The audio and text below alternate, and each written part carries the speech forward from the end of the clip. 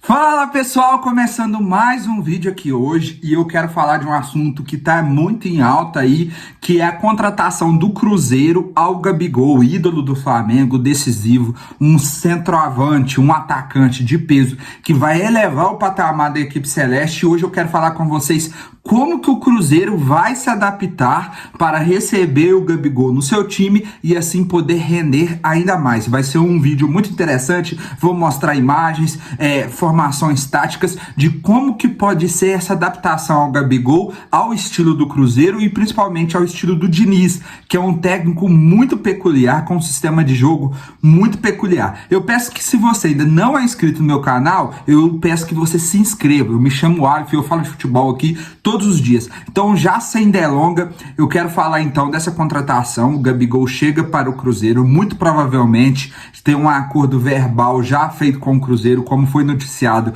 no fim da Copa do Brasil, onde o Gabigol se despediu da torcida do Flamengo e tudo indica que ele vai para o Cruzeiro. E aí, antes da gente falar como que o Gabigol pode se encaixar nesse time do Cruzeiro, vamos falar de como que o Cruzeiro jogou esse ano e como que ele tá jogando com o Diniz. O ano começou com o Nicolas Larcamón, que não teve um bom trabalho, e logo chegou o Fernando Seabra. Então eu vou desconsiderar aqui o Nicolas Larcamón, que usava uma plataforma de jogo muito distinta, com 3 zagueiros, e vou pegar aquilo que foi o esquema tático do Fernando Seabra. O Seabra, por culpa da lesão do Dineno, o Dineno, assim que terminou o Campeonato Mineiro, ele se lesionou, uma lesão na pelvis, e o Rafa Silva estava tendo lesões musculares na época do Nicolas Larcamón, e tinha somente o Papagaio, que é um centroavante muito questionado. Então, o que o Fernando Seabra fez? Ele montou um 4-4-2 sem centroavante, utilizando o Matheus Pereira de falso 9. E o que aconteceu? O Cruzeiro rendeu muito bem nisso, terminou a primeira fase, o primeiro turno do Campeonato Brasileiro em 4º lugar, 3 pontos do Botafogo. Foi um primeiro turno muito bem encaixado do time. Esse 4-4-2 funcionou muito bem com o Matheus Pereira de ponta de lança, e eu arrisco a dizer que ele foi o melhor jogador daquela etapa do Campeonato Brasileiro. Depois vieram alguns problemas e ele acabou saindo, principalmente com os novos reforços, tentando encaixar o Caio Jorge. Matheus Henrique não teve dificuldade em encaixar, e o Alisson. E o que acontece? Chega o Diniz e ele continua deixando a mesma plataforma de 4-4-2 hoje.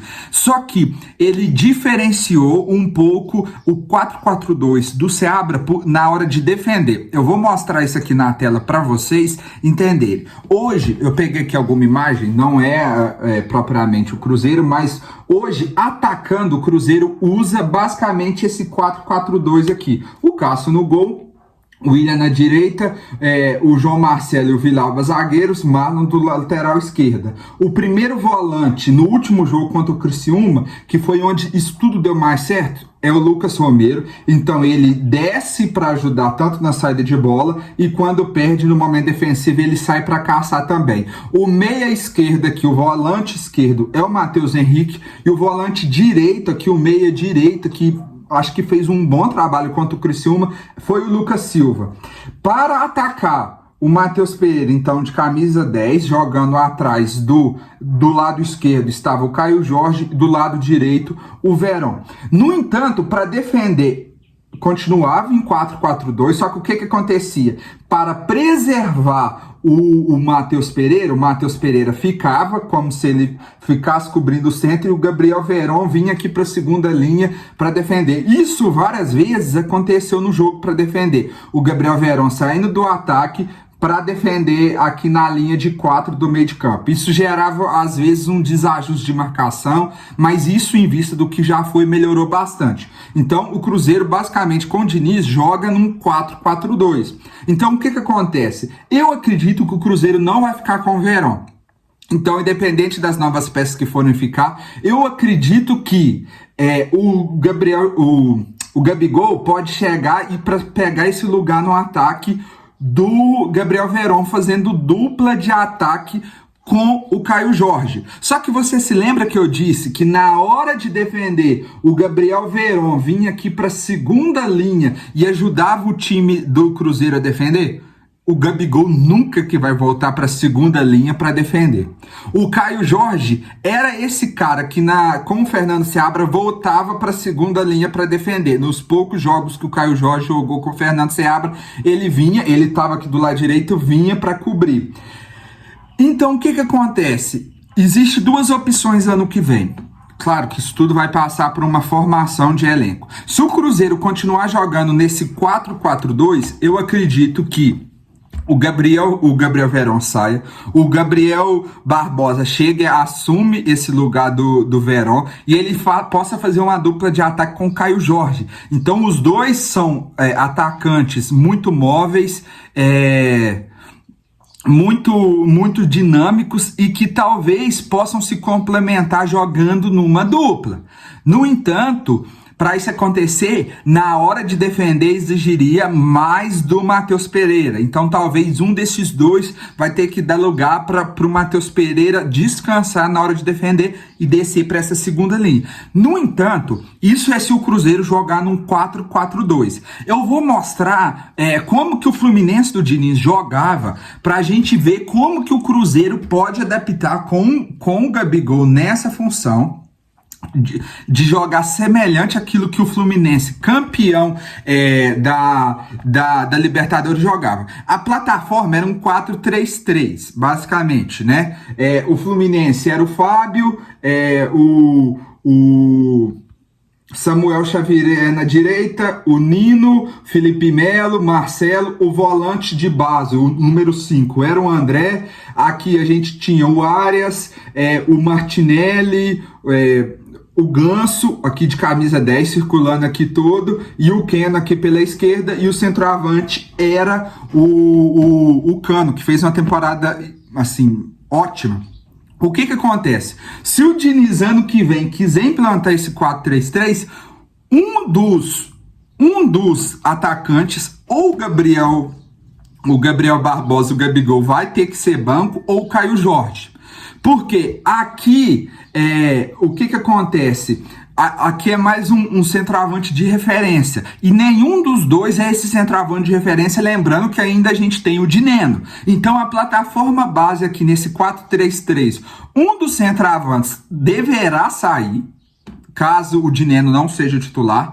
Então, ou o Caio Jorge ou o Gabigol vai ter que sair para entrar um ponta. Porque, na verdade, o Cruzeiro não tem nenhum ponta definido para o ano que vem. Porque o Verón a gente sabe que não sabe se ele vai ficar, o Barrial a gente não sabe que vai ficar. Então, se o Cruzeiro buscar em 3, 4 pontas no mercado ou subir da base, então vamos ficar atento que provavelmente o Diniz vai querer implantar esse 4-3-3. Mas precisa de pontas. Hoje o Cruzeiro não tem no seu elenco nenhum ponta. Mas você vai dizer assim, mas o Barrial é ponta, ele dá extremidade. Não, eu acho que o Barrial é um meio agudo de puxar a marcação, de estender, de correria, de precisão no chute. Ele não é um ponta de drible e nem tanto de finalização, ele é mais de bola parada.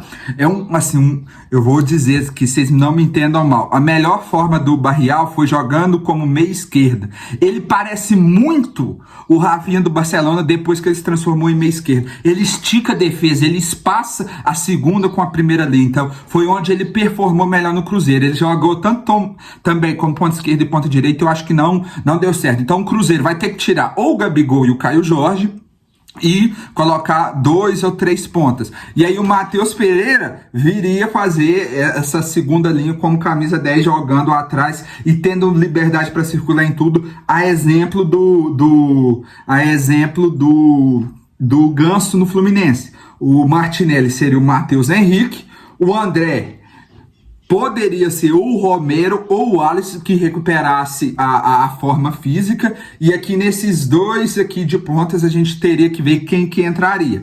No entanto, ainda tem uma outra possibilidade, que seria um 4-3-3 básico onde o Matheus Pereira deixaria de ser 10 e se transformaria em um ponta direita. Então a gente teria esse 4-3-3 seguindo a mesma linha. O Matheus Pereira viria aqui para a direita, e o Matheus Pereira já jogou de ponta direita na sua carreira. Gabigol, e aqui um terceiro atacante que deveria ser um ponta talvez de mais drible e velocidade. Então são algumas opções, lembrando que o Diniz tem um estilo próprio de aglomerar todo um time do lado, deixar um somente na sobra para poder virar o jogo e ganhar profundidade na velocidade. No entanto, o que acontece? O time do Cruzeiro então vai ter que se adaptar. Minha opinião, como que esse time pode performar bem? Jogando num 4-4-2, com dupla atacantes, Caio Jorge e hoje o Gabigol. Ele pode jogar bem também com o Matheus Pereira jogando de 10. E em certas ocasiões, por mais que pareça louco, ele pode jogar com Gabigol na direita, Caio Jorge na esquerda e Dineno de centroavante. Isso aí em casos muito específicos, porque nenhum dos três vai voltar para defender, muito menos o Matheus Pereira. Então o Gabigol, ele joga em todas as posições do ataque, mas eu acredito que ele seja mais um atacante, um segundo atacante. E vamos lembrar, onde ele melhor saiu foi no Jorge Jesus, dupla de ataque, Bruno Henrique e Gabigol. Dorival Júnior, campeão da Libertadores e Copa do Brasil, dupla de ataque, Gabigol e Pedro. Então, talvez no Cruzeiro, a melhor forma do Gabigol se adaptar seja com uma dupla de ataque, Caio Jorge e Gabigol, todos vindo do Santos. Só que para isso acontecer, vai ter que acontecer vários ajustes, principalmente na hora de defender. E principalmente entre Caio Jorge, Gabigol e Matheus Pereira, alguém vai ter que se sacrificar para marcar, alguém vai ter que voltar. Eu acho que dos três, o cara que tem mais disposição para voltar para marcar, para dar combate, é o Caio Jorge. Porque senão vai gerar desajustes na marcação na hora de voltar. Hoje o futebol moderno exige muito isso. Só que a gente não pode esquecer do cara de finalização. Um cara que tem um estilo de futebol até muito semelhante ao Cano, que é o Dineno, que ano que vem volta de lesão e vai ser uma opção para o Diniz. Vamos ver o que ele vai fazer. O que você aposta que vai acontecer? Diga aqui nos comentários e se inscreva no meu canal se você ainda não é inscrito, e tamo junto.